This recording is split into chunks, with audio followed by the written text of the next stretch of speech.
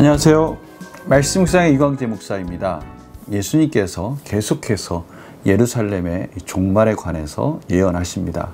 이 말씀하시는 그 종말은 항상 마지막 때 예수님께서 강림하신 것과 연결이 되어 있는데요. 지금 예수님께서는 그 두 개를 구별하시면서 마지막 때 예루살렘이 멸망할 때의 모습과 또 실질적으로 예수님께서 다시 재림하실 때의 모습, 이런 부분을 통해서 우리 하나님의 백성들은 이 어렵고 힘든 상황 속에 무엇을 바라보고 어떠한 믿음으로 살아야 될지를 말씀해 주고 계십니다. 오늘 그 말씀 같이 보시면서 또 우리 삶 속에서 소망 되시는 예수님을 바라보는 그런 귀한 시간이 되었으면 합니다. 제가 기도하고 시작하겠습니다. 하나님 감사합니다. 오늘도 하나님께서 이 혼란하고 어려운 상황 속에서 저희들이 말씀을 들을 수 있도록 인도하여 주시니 감사합니다. 소망 되신 예수님을 바라보며 또 하나님 말씀 가운데 저희들이 기준을 세우고 나라를 위해서 기도하게 하여 주시고 저희 삶 속에서 여러 가지 어려운 일을 만날 때 무엇을 바라봐야 될지 깊이 깨닫는 시간 되게 하여 주시옵소서. 성령님 조명하여 주시옵소서. 감사드리며 예수님의 이름으로 기도드립니다. 아멘. 제가 마태복음 24장 15절에서 31절 말씀을 봉독해 드리도록 하겠습니다. 그러므로 너희가 선지자 다니엘이 말한 바 멸망에 가증한 것이 거룩한 곳에 선 것을 보거든 있는 자는 깨달을진저 그때 유대에 있는 자들은 산으로 도망할지어다. 지붕 위에 있는 자는 집 안에 있는 물건을 가지러 내려가지 말며 밭에 있는 자는 겉옷을 가지러 뒤로 돌이키지 말지어다. 그날에는 아이 벤 자들과 젖먹이는 자들에게 화가 있으리로다. 너희가 도망하는 일이 겨울에나 안식일에 되지 않도록 기도하라. 이는 그때에 큰 환란이 있겠음이라. 창세로부터 지금까지 이런 환란이 없었고 후에도 없으리라. 그날들을 감하지 아니하면 모든 육체가 구원을 얻지 못할 것이나 그러나 택하신 자들을 위하여 그날들을 감하시리라. 그때의 사람이 너에게 말하되 보라 그리스도가 여기 있다 혹은 저기 있다 하여도 믿지 말라. 거짓 그리스도들과 거짓 선지자들이 일어나 큰 표적과 기사를 보여 할 수만 있으면 택하신 자들도 미혹하리라. 보라 내가 너에게 미리 말하였노라. 그러면 사람들이 너에게 말하되 보라 그리스도가 광야에 있다 하여도 나가지 말고 보라 골방에 있다 하여도 믿지 말라. 번개가 동편에서 나서 서편까지 번쩍인같이 인자의 임함도 그러하리라. 죽음이 있는 곳에는 독수들이 모일 것이니라.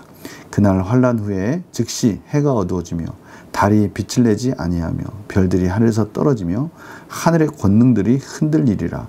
그때 인자의 징조가 하늘에서 보이겠고 그때 땅의 모든 족속들이 통곡하며 그들이 인자가 구름을 타고 능력과 큰 영광으로 오는 것을 보리라.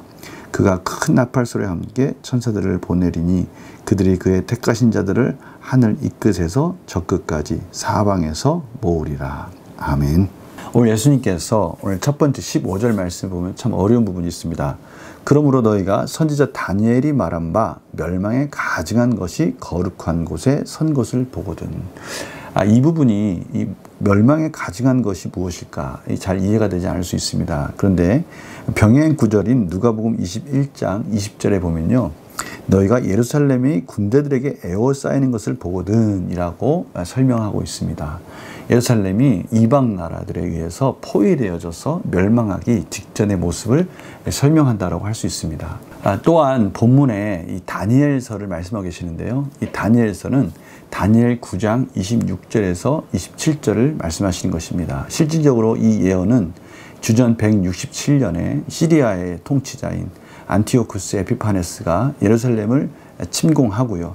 그 예루살렘 성전을 파괴한 후에 실질적으로 주피터 제단을 세우고 또 이스라엘 백성들이 유대인들이 그 성전에서 불결하다고 생각하는 이 돼지의 피를 뿌리는 그런 일들을 자행했습니다. 이 예언이 성취된 것이죠. 마찬가지로 오늘 주님께서 멸망에 가증한 것, 이것은 누가복음에 나오는 것처럼 이제 로마에 의해서 이스라엘의 멸망이 임박했다라는 그런 것이 이루어졌을 때 유대인들이 이제 막 도망가는, 피하는 그런 모습들을 16, 17, 18절에 설명하고 있습니다. 공통점은 그겁니다. 이 상황이 이제 긴박하고 이 심판의 이러한 모습들이 너무나 무섭기 때문에 산으로 도망가고 집안에 있는 물건을 또 가지러 내려가지도 말고 밭에 있는 자는 겉옷을 가지러 가지도 마라. 그만큼 이 피난과 이 도망가는 일들에 있어서 긴박한 상황들을 지금 묘사하고 있습니다. 또 이 도망하는 일에 겨울에나 안식일, 또 젖먹이는 자들, 이 모든 상황들이 다 피난 가기에 불리한 상황인 것이죠. 젖먹이는 자들은 얼마나 그 상황이 어렵겠습니까? 혼자 몸도 가누기 어려운데 아이를 또 책임져야 되지 않습니까? 또 겨울은 또 어떻습니까? 와디는 또 범람하고요. 추운 겨울에 또 피난 가는 건 더 어렵겠죠. 또 안식일은 율법적으로 많은 곳을 움직일 수 없는, 거리를 많이 움직이는 것은 또 율법에 어긋나니까 그것도 어려운 것이지 않습니까? 이러한 상황들에 처하지 않도록 기도하라라고 말씀하십니다. 이러한 큰 환란은 이전도 이후도 없다라고 말씀하실 정도로 이 환란이 대단하다는 것을, 이 로마로부터의 이스라엘의 멸망이, 그 심판이 대단하다는 것을 말씀하고 있습니다. 그런데 중요한 것은 22절입니다. 그날들을 감하지 아니하면 모든 육체가 구원 얻지 못할 것이나 그러나 택하신 자들을 위하여 그날들을 감하시리라. 그러나 하나님의 택한 백성들을 위해서 그날이 길지 않을 것이다 라고 말씀하고 있습니다. 실질적으로 주후 70년 5월부터 사실 9월이 되면 이런 핍박이 마무리됩니다. 실질적인 그 기간이 짧다라는 것을 말씀하고 계시죠. 그러면서 그때 말하되 그리스도가 여기 있다 혹은 저기 있다 해도 믿지 말라. 구원자가 여기 있다 저기 있다 해도 믿지 말라는 것이죠. 왜냐하면 이 거짓 그리스도인과 거짓 선지자들이 일어나서 여러 가지 큰 표적과 기사를 보여 할 수만 있으면 택한 자들을 미혹한다는 겁니다. 참 이 부분이 참 위험합니다. 이들이 표적을 하지 않고 또 여러 가지 신비한 능력을 보여주지 않는 것이 아니라 실질적으로 그런 것들을 보여줄 수 있다는 것이죠. 그러나 중요한 것은 저희들은 말씀을 가지고 분별해야 되는 것입니다. 말씀 가지고 분별할 때 그들이 말씀 가운데 예언하신 그 예수 그리스도가 아니라면, 예수님의 모습, 예수님의 그러한 열매들이 아니라면 그들은 분명히 예수 그리스도가 아닌 것이죠. 그들의 신비한 능력만 가지고는 판단해서는 안 된다라는 것입니다. 이러한 거짓 선지자들처럼 예수님은 그렇게 이 땅에 임하시지 않는다고 말씀하십니다. 27절에 보니까요. 번개가 동편에서 나서 서편까지 범적인 같이 인자 임하도 그러하리라. 예수님이 오실 때는요, 모든 만방의 열방들이 다 볼 수 있도록, 번개가 치면은 모든 것을 다 볼 수 있지 않습니까? 그렇게 예수님은 임하실 것이다라고 말씀하십니다. 또한 그날에는요, 해가 어두워지며 달이 빛을 내지 아니하며 별들이 하늘에서 떨어지며 하늘의 권능들이 흔들리리라. 당시에 힘을 가지고 있는 열방들이 자신의 권력과 능력을 의지하고 있던 그런 교만한 자들이 다 멸망할 것이다 라고 말씀하고 계십니다. 또한 모든 족속들이 통곡하며 그들이 인자와 구름을 타고 능력과 영광으로 오는 것을 보리라. 그래서 모든 족속들이 통곡하며 라는 이 말씀 무슨 뜻이겠습니까? 예수님께서 이 땅에 오심으로 인해서 이제 예수님께서 십자가에 죽으시고 우리의 죄를 위해서 구원하신 그것이 다시 한번 확증되는 순간입니다. 그때는 이제 예수님을 비판하고 예수님을 모른다고 했던 자들, 예수님을 십자가에 못 박았던 자들, 모든 죄인들이 회개하는 그런 일들이 일어날 것이다 라고 말씀하고 계십니다. 그런데 중요한 것은 무엇입니까? 그 나팔 소리와 함께 천사들을 보내어서 그들이 택하신 자들, 하나님이 택하신 자들을 하늘 끝에서 저 끝까지 사방에서 다 모으시겠다고 말씀하고 계십니다. 앞에서도요, 하나님의 택한 백성들에 대해서 그 택한 자들로 인해서 그날들을 감하시리라, 그 멸망의 날을 감하신다고 그랬어요. 성도님들, 이 부분 참 대단하지 않습니까? 하나님께서 그 택하신 자들을 위해서 이 우주적인 이 모든 역사들을 움직이신다는 것입니다. 마지막 절에도 그렇지 않습니까? 하나님께서 그 택하신 백성들을 끝까지 책임지고 다 모으셔서 구원을 완성하시겠다라고 말씀하시는 것이죠. 이것이 저희들이 바라봐야 될 소망입니다. 저희들이 이 세상에 어떠한 일들을 겪든 간에, 어떠한 환난을 당하든 간에 하나님께서 그의 백성들, 예수 그리스도의 십자가를 바라보고 그것을 의지하는 백성들을 마지막에는 반드시 다 책임지시고 성실하게 그 구원을 완성하실 것이다. 이 우주적인 이 모든 것들을 동원해서라도 그 일들을 이루실 것이라고 말씀하고 계십니다. 이것이 하나님과 저희들과의 언약의 말씀인 것이죠. 저는 이것을 바라보는 것입니다. 문제를 한번 풀어볼까요? 예수님께서 마지막 때를 감하시고 택한 자를 모으신 이유는 무엇입니까? 바로 그거 아니겠습니까? 그의 백성들을 끝까지 책임져 주시고 환난 날에도 믿음을 잃지 않고 하나님의 소망을 의지하는 자들, 그들을 붙들어 주시겠다라고 말씀하시는 것이죠. 느낀 점 보면요, 택함 받은 자가 마지막 때에 모든 민족 앞에서 부름받게 된다는 사실에서 무엇을 느낍니까? 저는 여기서 두 가지를 깨닫게 됩니다. 하나는 그렇구나, 마지막 때까지 하나님께서는 우리의 심판의 날에 우리 가운데 구원을 이루시기 위해서 끝까지 성실하게 그 소망을 완성하실 분이시구나 라는 것을 깨닫게 되죠. 그러나 또 한편으로 보면요, 우리가 그 소망을 바라본다면 어떻게 살아야 될까라는 그 부분에 대한 또 도전의 메시지이기도 합니다. 하나님의 심판의 날, 그때 하나님의 백성들도 어김없이 하나님 앞에 갈 때 참 부끄럽지 않은 의의 심판 앞에 하나님의 나라를 위해서 말씀 안에 순종하려고 최선을 다하는 모습, 하나님의 은혜를 바라보며 성실하게 끝까지 인내했던 모습들, 이런 것들이 또 저희들이 하나님 앞에 가서 부끄럽지 않도록 최선을 다한 삶이 따라가야 된다라는 그런 생각을 하게 됩니다.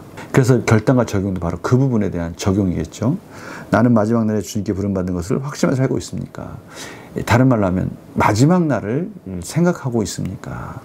저희들이 언젠가는요, 하나님 앞에 갈 겁니다. 저희들이 사는 인생 속에 예수님께서 재림하실 수도 있습니다. 그러나 혹시 그때 복음이 만방에 전파되지 않았다면 아마 예수님은 그 이후에 오시겠죠. 여하튼 간에 저희들은 개인적인 그런 심판의 날이 있을 것이고, 또 열방과 함께 우주적인 그런 심판의 날이 있을 겁니다.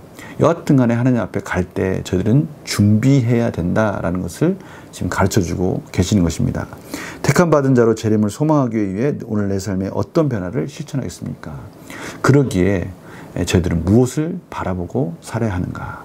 내 삶 속에서 하나님의 그 소망 가운데 하나님 앞에 갈 때 부끄럽지 않은 인생을 살기 위해서 내 삶 속에 변화와 개혁이 있다면 어느 부분을 도전해야 할 것인가? 이 부분을 저희들이 적용해야 된다는 것입니다. 성도님들, 이러한 이 도전은요, 아무나 할 수 있는 도전이 아닙니다.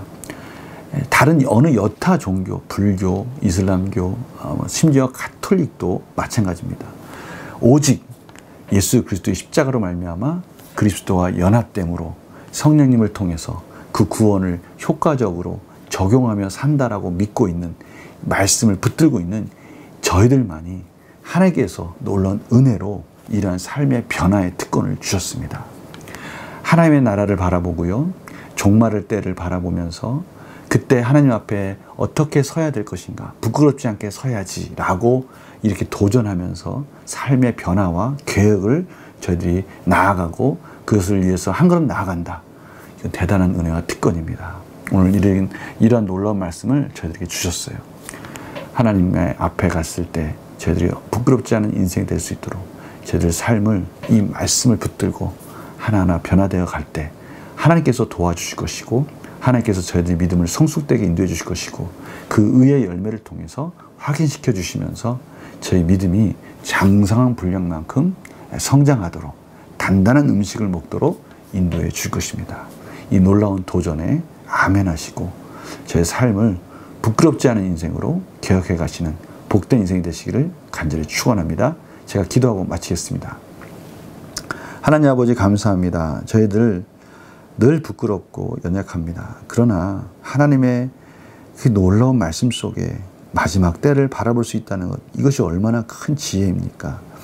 감히 하나님 앞에 설 수 있다는 것, 하나님의 의의 심판 앞에서 부끄럽지 않은 인생을 살도록 하나님께서 붙들어 주신다는 것, 이 놀라운 은혜를 저희들이 깨닫게 해주시고 이 말씀 붙들고 삶을 변화시키며 성숙된 자로 나아가게 하여 주시옵소서.